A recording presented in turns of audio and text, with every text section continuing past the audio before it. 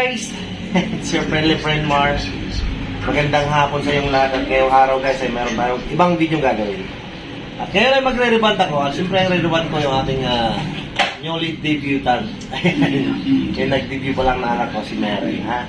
So, abangan mamaya at baka ano yung mangyayari sa buhay.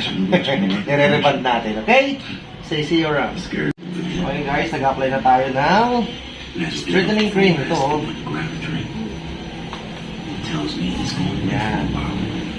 Sa medyo may kulay yung hair niya guys, kaya medyo delicate yung ating proseso. Kailangan natin bilisan para hindi majunog kanyang hair.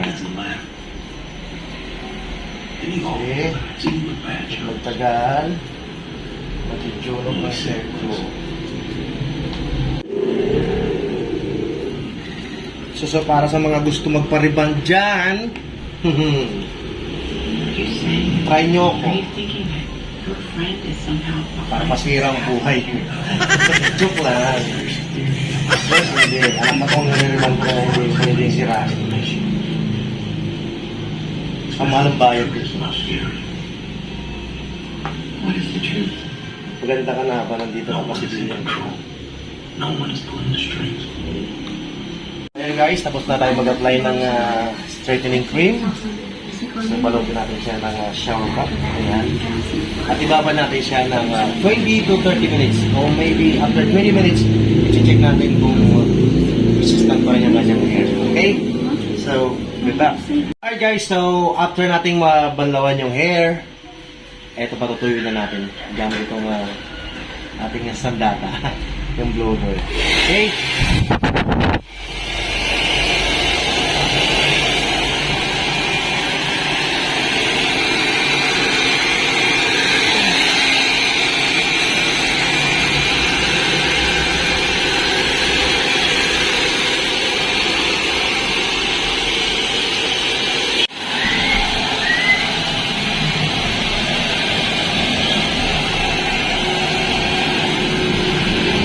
Alright guys, so after natin napatuyo yung hair ni Ate Merel, at least 99% na tuyo siya talaga. Kailangan tuyong-tuyo siya para pag-plancha maganda siya. Okay?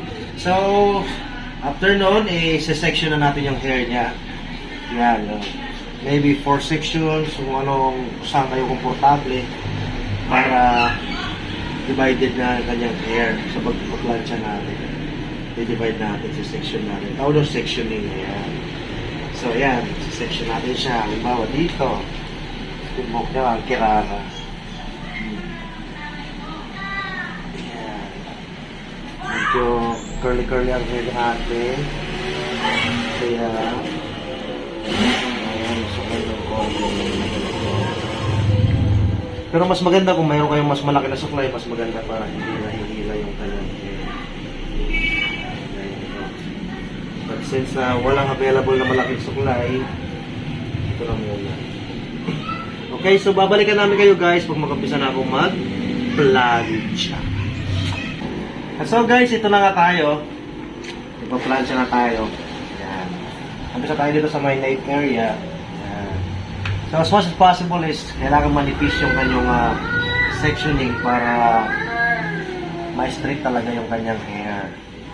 Lalo na doon sa mga pulot na mga buhok na kagaya ni Ate Merel. Yan. So, ganyan. So, mapapansin nyo guys, nakaupo ako. Kasi mababa yung kanyang upuan. Kaya, sasakit naman ang aking gulugod. Alright, so, balikan nyo ako mamaya pag medyo malapit na tayo sa pagkakaroon. Hey!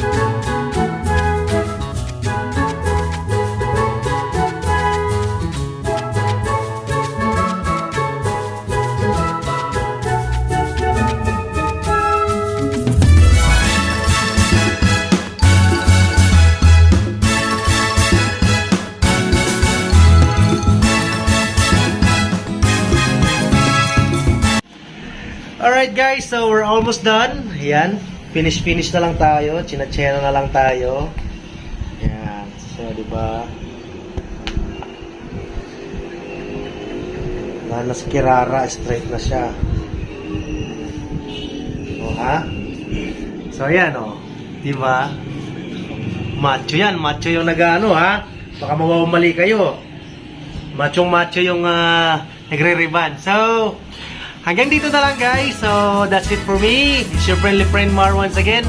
Nagsasabing thank you for watching.